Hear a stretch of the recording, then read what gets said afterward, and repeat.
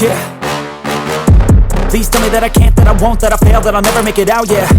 Please tell me all the bad, never good, fill my head full of every single doubt, yeah. Please say any negative thoughts, I pop off when I hear people say I cannot. I get off to the thought of proving everyone wrong, I won't stop to the top, so you better back off and get lost. Hey team, today's topic I want to go over how often should I do a 5K time trial. And the reason why I'm going over this particular video is because of a question I received recently by Virender Vanham. He states, I've taken your advice on quality sessions over quantity to chase my 5-kilometer personal best. I'm already feeling confident, so that's good to hear.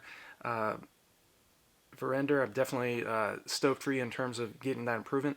But his 3 questions that he asked here is, how often should I do the 5K time trials to track my progress? How often should we have the recovery week where we cut down the weekly mileage to around 60 to 70%? Should it be once every 3 weeks or every 4 to 6 weeks?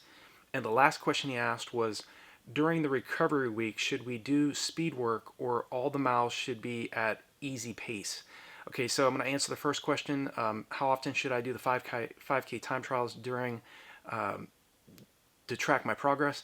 If you're training for a 5K over a 16-week block of training, doing all-out time trials too often, I wouldn't recommend doing that. But first, like I always talk about, do that first 4 weeks of easy, relaxed mileage first. So you're first building that base mileage before you start implementing harder anaerobic training. But I do think that once you've built into, say, the first 3 to 4 weeks of a 16-week buildup, you can start doing those tempo runs, which can be anywhere from 3 to 5 miles for somebody that's training for a 5K. If it was me, I would be doing those tempo runs slightly further than the 5K distance. I would be aiming more right around 5 miles or 8 kilometers. So I think doing 5K time trials all out too often in a 16-week buildup isn't necessarily going to hurt you, but again, you want to make sure that you utilize, if you're going to be doing those 5K time trials, the good thing is it's only 3 miles, so that you can recover from that. So if it was, if you're trying to run, a half marathon every week, or running 10 milers every single week in terms of racing those, that would be asking a little bit too much out of yourself. But I think that a few times during a 16-week block of training, maybe 3 to 4 times in that 16-week block of training, or every 4 weeks, do a 5K time trial. Okay, I think that is okay, as long as you focus on doing that 10-day taper that I talk about, rather than, again, dropping your volume and dropping your intensity too far out from your main race. A lot of times doesn't help athletes. A lot of athletes do still get great results from a 3-week taper, but if you start dropping your volume and your intensity too far out from your main race, I think a lot of times it makes athletes feel more tired and lethargic rather than being fully rested and really revved up going into their race. So I do think that, like I said, doing a 5K time trial, I would focus on about every 3 to 4 weeks, do a 5K time trial to see where you're at in terms of your fitness. I think you can also use those time trials as race efforts. Like, instead of jumping in a race, focus on doing a time trial. So I think that's okay. Again, every 3 to 4 weeks in a 16-week block of training. So roughly around 3 or 4 times during that build-up, aim for a 5K time trial. So I wouldn't be doing it too often. What I would focus more on is, again, really focusing on extending that time that you're spending at your anaerobic threshold, so you're training more at your tempo effort, getting on the track and really running closer down toward your 1 mile to 3K race pace, so that, again, you get that 5K race pace to feel more manageable. And again, regardless if you're fit, if you're super fit, because that 5K is such a highly anaerobic event, you're going to be hurting, but you want to be hurting in the last mile of the race, or the last 1.6 kilometers of the race, rather than feeling like you're done in the first mile of the race. I hope that makes sense. But yeah, that's what I would do in terms of the number of 5K time trials in a 16-week buildup. You don't want to do it too often, but again, every 3 to 4 weeks I think is okay. So I hope that answers your question. The next question he asked here is, how often should we have the recovery weeks when we cut down the weekly mileage? to around 60 to 70%. Okay, my recommendation, it's how I teach in the running courses and how I teach in all the training plans I've built, is every 3 weeks do a recovery week. Okay, so it would be in a 16-week block of training. It would be the start of that 4th week would be the recovery week. Your last question did also was in reference to the recovery week. During the recovery week, should we do any speed work, or are all the miles easy paced? No, the speed sessions, your workouts are pretty much all the same. It's just you're slightly lower on the volume. So you're still focusing on doing everything you did in the higher weeks. But again, that recovery week is just that time to allow yourself to recharge.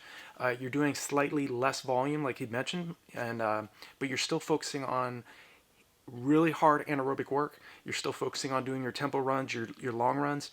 Even as a 5K athlete, that long run is absolutely essential. So again, don't run every single weekend long, slow, and easy. I will continue to repeat that in every video I make, because again, it's critical. If you're training for a 5K, you're training for the mile, you're training for the 10 miler, half marathon or marathon or ultra marathon, get beyond just running long, slow, and easy. Okay, it's important to stress the body for a longer period of time. So again, you're pushing the body hard in those speed sessions. You're recruiting more fast twitch muscle fibers, and what's critical for that is you're not going to recruit fast twitch muscle fibers by running easy and slow for your long runs every single weekend. You're not going to do that by just running your recovery days. You're recruiting more fast twitch muscle fibers by doing that hard anaerobic work, those repeat 600s on the track, or repeat 300-meter hill repetitions, or doing those really 21 1 minute hard followed by 1 minute easy sets. Those types of workouts will help you develop that strong raw speed that you're going to need in the 5K distance. And so I do think it's very important that you're stressing the body, but you're also teaching it to adapt. And again, remember, it takes 3 to 4 weeks for your body to adapt to the stress you're placing on it. So be strategic how you're setting up your training, and I think you're going to be very successful over the 5K distance. It's a very quick race, and I always talk about recommendations in terms of how to run a very fast 5K. Make that race a 2.1 mile race rather than a 3.1 mile race. Get out aggressive, stay as relaxed as you can, but still be close to those leaders, or to be close to the competitors that you're racing with. But don't go so fast and so aggressive in the first mile, because everybody's going to take off in that first mile. Wait till you get the mile point and then plan your attack. That's the best advice. I used it to run 14:18 for 5K on the roads. I ran 15:46 when I was in high school as a high school senior on the roads, 15:19 when I was in college. So again, be strategic, be patient with yourself. Your times will gradually get faster as you age, because again, you're putting in the consistent work over a long period of time. If you're just going to do things halfway, it's going to be very difficult for you to improve over any distance. You can't rely on your talent. If you're lacking in talent, if you're a highly talented athlete and you're not putting in the consistent work, you're going to get beat by that athlete that doesn't have much talent but has an enormous amount of work ethic. And so that's a very key thing I want to leave you with and everybody else that's watching this video. If you are lacking talent, don't let that get the best of you. Okay, you have work ethic, you have drive, you have motivation, so utilize that. Spend those 2 to 3 times per week doing strides on your easy days. Strides, again, you're working on your acceleration. It's going to be very helpful in a 5K or even the marathon distance. Gradual speed up. You don't want to just go into do strides all out from the get-go. Gradually, speed up your stride until you're running all out in about the last 20 meters of those strides. But again, those will help work on your leg speed, on top of the fact that because they're so short, you're not going to build up any significant lactic acid. You can still go out and do your tempo runs, you can do your long runs, and still focus on getting the most out of your body, and pay attention to what you're doing on the off hours as well. If you want to run great over the 5K distance all the way to the marathon distance, you have to pay attention to what the other athletes are not paying attention to. Mental training, focus on visualizing yourself getting across the finish line in the time you want. You have to do all of the factors, paying attention to hydration, paying attention to your nutrition, getting plenty of sleep, disregarding anything that's negative. Focus on positive information. There's plenty of negative information out there. Too many people are focusing on right now. So focus on what matters most. Your surroundings, people, your teammates, your associations, your family members. Don't compare yourself to other athletes either. Okay, it's one of the biggest mistakes athletes. They focus too much on what the guy or gal they're going up against has run. It doesn't matter what times they've run. Focus on what you have to do and what you have to do to get to that 5K time that you're going after. So hope this video is helpful for you. Like this video, share this video with as many athletes as you can, and definitely, if you haven't yet, hit that bell icon and subscribe button so when I make a new video, you'll be notified. There's a lot of resources at RunDreamAchieve.com, so definitely check those out. We got new merch at the merch store.